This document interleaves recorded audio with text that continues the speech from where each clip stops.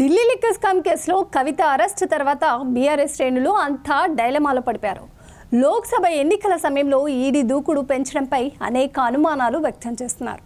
కవిత effect BRS పై తీవ్ర ప్రభావం చూపే అవకాశం ఉందంటున్నారు పొలిటికల్ ఎక్స్పర్ట్స్.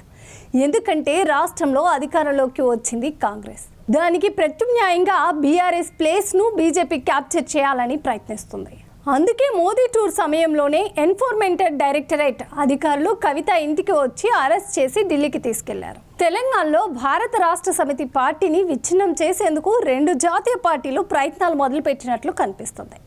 ఈ క్రమంలోనే చాలా మంది బీఆర్ఎస్ పార్టీ నేతలు కాంగ్రెస్, బీజేపీ వైపు చూస్తున్నారు.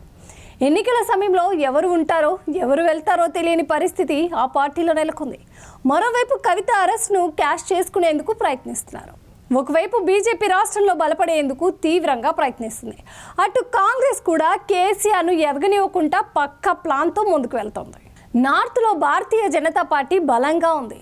సౌత్ విషయానికి వస్తే కర్ణాటక, తెలంగాణలో ఆ పార్టీకి ఎంతో కొంత క్యాడర్ ఉంది.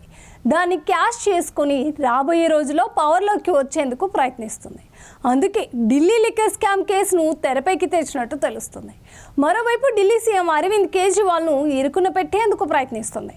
మొన్నటి వరకు ఇండియా కూటమిలో పనిచేసిన ఆప్ అధినేతను అరెస్ట్ చేసేందుకు రంగం సిద్ధం చేస్తుంది. 2 సార్లు కేంద్రంలో అధికారంలో ఉన్న బీజేపీ ఢిల్లీలో మాత్రం సత్తా చాటలేకపోతుంది.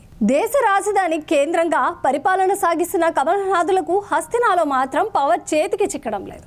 అందుకే మద్యం స్కామ్ను బయటికి తీశారని చెబుతున్నారు రాజకీయ విశ్లేషకులు. లిక్కర్ పాలసీని రూపొందించిన ఢిల్లీ మాజీ డిప్యూటీ సీఎం మనీష్ సిసోడియాకు బెయిల్ ఇవ్వొద్దని త్వరలో ఒక హై ప్రొఫైల్ వ్యక్తిని అరెస్ట్ చేయబోతున్నామని సిబిఐ తరపు న్యాయవాది చేసిన వ్యాఖ్యలు ఇప్పుడు చర్చనీయాంశమయ్యాయి. దీన్ని బట్టి చూస్తే త్వరలోనే కేజ్రీవాల్ను అరెస్ట్ చేస్తారన్న ప్రచారం జరుగుతోంది. ఇప్పటికే సౌత్ గ్రూప్లో కీ రోల్ ప్లే చేసిన కవితను అరెస్ట్ చేశారు.